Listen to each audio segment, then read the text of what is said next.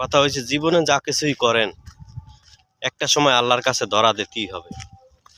এই জন্য নামাজ, রোজা এগুলো আল্লাহর কাজ করতে হবে, কারণ আল্লাহর কাছে ধরা যখন পড়বেন হিসাব অবশ্যই চাইবে, না দিতে পারলে ডাইরেক্ট অ্যাকশন। আল্লাহ মাফ না করলে কিছু করার নাই, এটাই হচ্ছে বাস্তবতা।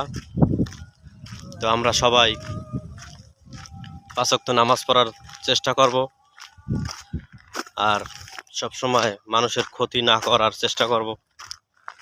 পারলে উপকার করব, না পারলে কারো ক্ষতি করব না, এটাই হচ্ছে বাস্তবতা।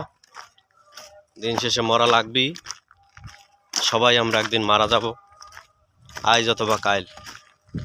তো এই জন্যে পরপরের কথা চিন্তা করে কারো ক্ষতি না করি, এটাই হচ্ছে আমাদের কথা। তো ভালো থাকবেন সবাই, আসসালামু আলাইকুম।